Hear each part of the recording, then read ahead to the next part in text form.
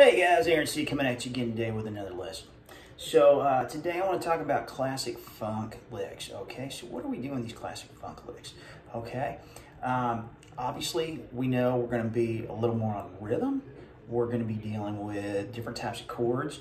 A lot of pulsing on the left hand, a lot of active percussion strumming on the right hand. So let's talk about those two things. Okay, so if we're thinking of chords, I'm going to go a little more on the treble side. Now, there's no reason you can't go. It doesn't have to limit. I'm just saying, I like, for example, this minor 7 shape.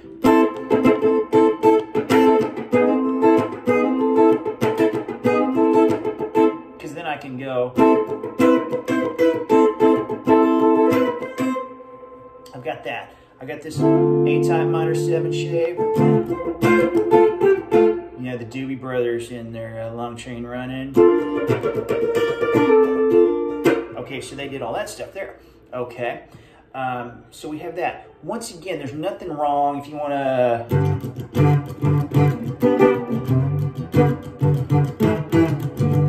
get a little Isley Brothers thing going on there. That's totally cool. The octaves are another great.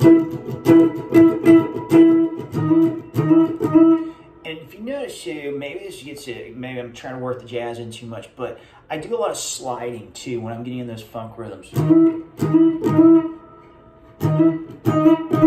Now, so those are some good go-to things there when we're dealing with chords and you just don't want to do a lead. Now, as far as we're doing leads, so obviously you're going to be doing a lot of you know, major, minor, pentatonic stuff. If you're going to go modal, depends on what your chord progression is. So that's where you got to be careful of if you're going into modes. Now, I'm not going to spend a lot of time on modes today because that can open a can of worms, and I don't want to be teaching a 2-hour video today. So, anyways, if we're looking at that, the Mixolydian is another is a great one because all the Mixolydian is if we're breaking it down as a major scale with a flatted 7th. Okay, so if I'm doing the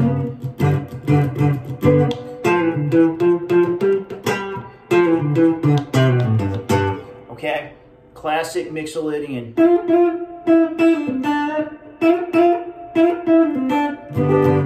Okay, so that is a great one to go to. The other one, for example, if we want to really go one step further, if you're doing a minor, you know, probably going to be, you might be using some Dorian modes because that is, it's a minor, but it's not very dark. It's not as dark. Another name for the Dorian has been called the happy minor. Okay.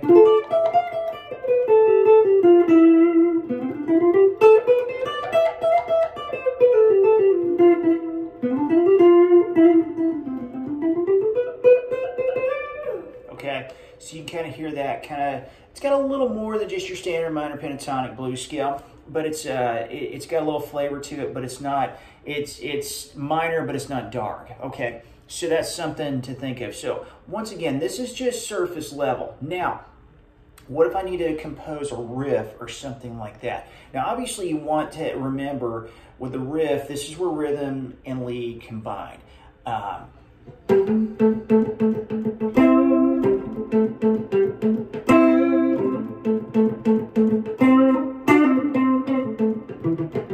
Okay, that's, you know, that was just off a blues scale there, you know, just a blues scale riff, okay?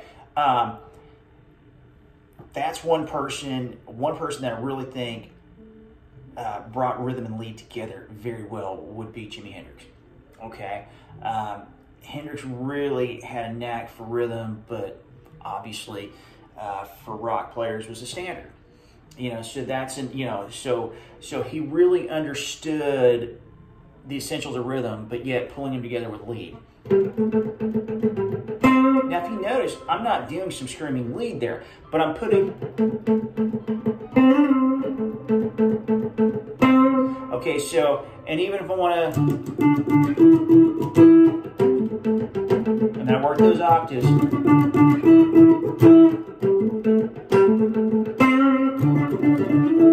Okay, and you can do all kinds of stuff with the octaves, the sliding, but the big thing you want to remember is percussive right hand, percussive pulsing on the left. other videos, I go back to a lot of the James Brown stuff. Catfish was one of the perfect examples.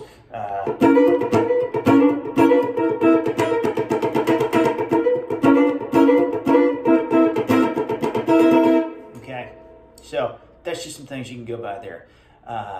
Anyways, if you have any questions, feel free to leave them in the comments below. If you would like to take some lessons from me, feel free to leave those in comments below. I'll do my best to see what I can do to make that happen. Guys, I want to thank you for stopping by, and I really appreciate it. Look forward to seeing you again soon. Take care.